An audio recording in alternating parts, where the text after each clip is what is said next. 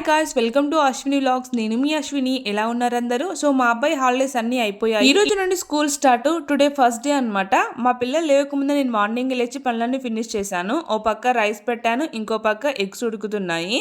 బెండకాయ కర్రీ చేద్దామని ముక్కలు కట్ చేసి పెట్టాను. మార్నింగ్ టిఫిన్సే చేయాల్సింది, బట్ పల్లీలు లేక చేయడం ఆపేశాను. ఇక్కడ మా పిల్లలు చూడండి, ఇంకా లేవలేదు. లేనా స్కూల్ కి టైం అవుతుంది, ఈ రోజు నుంచి స్టార్ట్ అని చెప్పాను. అంతే హఠాత్తుగా లేచి కూర్చున్నాడు. వాడు ఎక్స్ప్రెషన్ చూడండి, ఇప్పుడు నేను స్కూల్ కి వెళ్ళాలా అన్నట్టు పెట్టాడు. అయినా ఇప్పుడు వాళ్ళకి తెలియదు కదా, రేపు మనంతా ఏజ్ వచ్చాక స్టడీ వాల్యూ ఏంటో అర్థమవుతుంది అనమాట.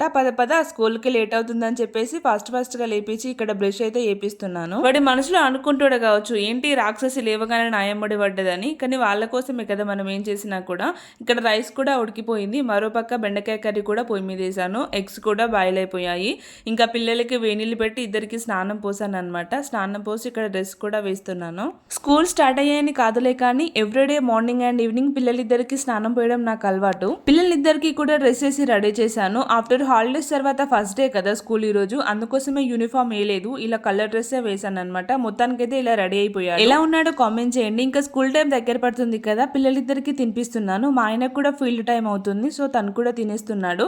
మా చిన్నోని ఇప్పుడు పంపించట్లేదు స్కూల్ కి, మేబీ పంపేసి ఇంకా 3 months తర్వాత పంపిస్తాను, ఎందుకంటే మనకి సరిగ్గా ఇంకా మాటలు రావట్లేదు. సో మా పెద్దోడు అయితే స్కూల్ కి బయలుదేరుతున్నాడు అనమాట. సో ఇక్కడ చూడొచ్చు, చాలా డల్గా ఉండిపోయాడు. ఏంది నాన్న ఇంత డల్గా ఉన్నావు, స్కూల్కి వెళ్ళడం ఇష్టం లేదా అనేసి నేను అంటున్నాను అనమాట. అదేం లేదు మమ్మీ అని చెప్పేసి బయటికి వెళ్ళాక స్మైల్ ఇస్తూ బాయ్ చెప్తున్నాడు. వాళ్ళతో పాటు నేను వెళ్తాను అని మా చిన్నోడు ఏడుస్తున్నాడు. ఇక్కడ పర్లేదులే జెర్సేపల్లా తీసుకెళ్లి మళ్ళీ పంపించు అని మా ఆయనతో చెప్పాను. సరే రా అని ఇద్దరిని పిల్లల్ని తీసుకుని అయితే వెళ్తున్నాడు. మా పెద్దోడికి కొత్త బ్యాగ్ తీసుకున్నాను. ఇప్పుడు ఎల్కేజీ కంప్లీట్ అయిపోయింది. యూకేజీలో కొత్త బుక్స్ ఇస్తారు కదా, అప్పుడు కొత్త బ్యాగ్ తీసుకెళ్దామని పంపించాను. ఇక వాళ్ళు అటు వెళ్ళాక ఇంట్లో చిన్న వర్క్స్ అని ఫినిష్ చేసుకుంటున్నాను. సో ఇల్లంతా సదిరి గిన్నెలు తోమి ఇల్లు ఊడుస్తున్నాను. ఇల్లు ఊడుస్తుంటే మా చిన్నోడైతే పైకి వచ్చాడు బిస్కెట్ ప్యాకెట్ తీసుకొని. అండ్ వాడు తిన్నాక పనులన్నీ కంప్లీట్ అయ్యాక ఇక్కడ వీడియోస్ అయితే ఎడిట్ చేసుకుంటున్నాను.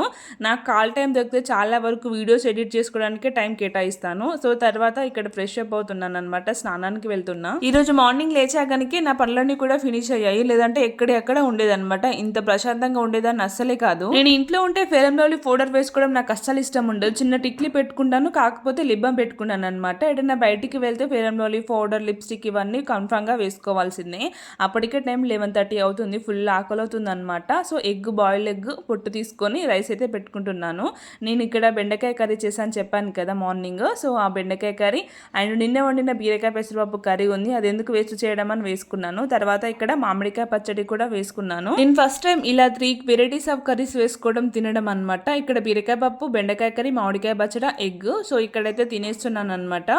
అప్పటికే నేను తినేసరికి 12 ఏమో అయ్యింది. అంటే అంత మార్నింగ్ నాకు తినబుద్ధి కాదు, ఎప్పుడైనా 12-12:30 కావాల్సిందే. ఇంట్లో తాగడానికి వాటర్ అయిపోయాయి. మా బావకి కాల్ చేసి వాటర్ తీసుకురా అని ఫోన్ చేశాను. సరే వాటర్ క్యాన్ పట్టుకొని కిందికి రా అన్నాడు. సో వాటర్ క్యాన్ కడిగి పట్టుకొని కిందికి వెళ్ళేలోపు మా పెద్దోడు, మా బావ ఆఫ్టర్నూనే తీసుకుని వచ్చాడు. ఏంటి నాన్న ఇంత మధ్యాహ్నం వచ్చావు, ఈవినింగ్ కదా రావాల్సిందంటే, లేదు మమ్మీ స్టార్టింగ్ కదా స్కూల్లో ఒక 1 week వరకు హాఫ్ డేనే పెడతారట అని చెప్పేశాడు.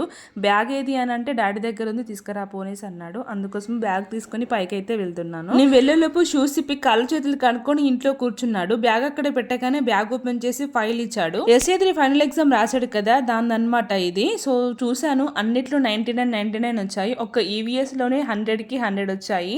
సో GPA కూడా 10/10 అనమాట. A1 గ్రేడ్ వచ్చింది. ఈ వీడియో ఇంతే. ఇక మీకు ఎలా అనిపించిందో కింద కామెంట్ చేయండి. మరిన్ని వీడియోస్ కోసం ఛానల్ సబ్స్క్రైబ్ చేసుకోండి. Love you all. See you next video.